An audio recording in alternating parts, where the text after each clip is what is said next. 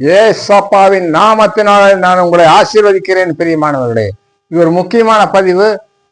நான் இது போடுவதற்கும் இந்த வீடியோ போடுவதற்கும் நான் தகுதி இல்லை. அவருடைய கிருபையினால சொல்லுகிறேன்,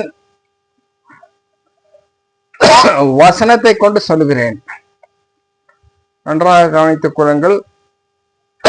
ஏசப்பா சொல்லி இருக்கிறார் மத்தேயு 10:9 ஊழியர்களை பார்த்து. நன்றாக கவனித்துக் கொள்ளுங்கள்.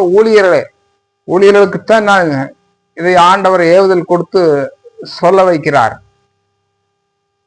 10:9 ஏசப்பா வழிக்கு பொன்னையாவது வெள்ளியையாவது செம்பையாவது எடுத்துட்டு போகாதீங்கன்னு சொன்னாரு ஊழியர்களை பார்த்து. நன்றாக கவனமாக கேளுங்கள்.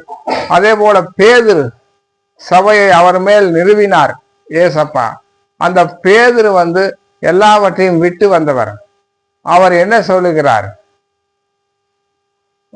பேதுரு 1:3 நகை ஆபரணங்கள் போடக்கூடாதுன்னு சொல்றாரு. இதை நான் சொல்றதுக்கு தகுதி இல்லை. ஆவியானவருடைய ஏவுதல் நெருக்கடியினால சொல்லுகிறேன், அவருடைய கிருபையினால. ஏசப்பா அவங்களை ஆசீர்வதிப்பார். அவர் கைகளிலே எத்தனையோ ஊழியர்கள் மோதிரம் செயின் எல்லாம் போட்டுட்டு பிரசங்கம் பண்றாங்க. ஏசப்பா எப்படி இறந்தாருங்க? கையில் ஆணி அடிக்கப்பட்டது. எப்படி நீங்கள் மோதிரம் போடுவதற்கு ஆவியானவர் இடம் கொடுக்கிறார்? தலையிலே முள்ளுமுடி சூடினார், 4-5 முள்ளுமுடி. எப்படி தலையில பூ வைக்கிறதுக்கு ஆவியானவர் கடவுளுக்கு உங்களுக்கு எப்படி தகுதியாகிறது? காலிலே அடிபட்டார், காலை 10 இன்ச் ஆணியால் கடாவினார்கள், கையை கடாவினார்கள்.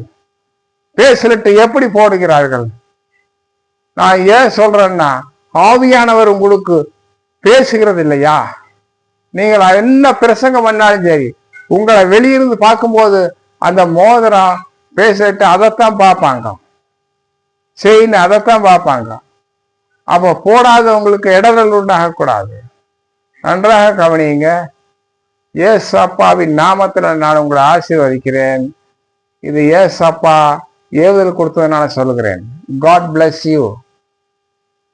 அவ்வளவு தூரம் அடிபட்டு அவ்வளவு தூரம் அவன் மேல அன்பு இருக்கிறவங்க எல்லாமே வெறுப்பாங்க. அதுதான் உண்மை பிரியமானவர்களே. God bless you. ஆமென்.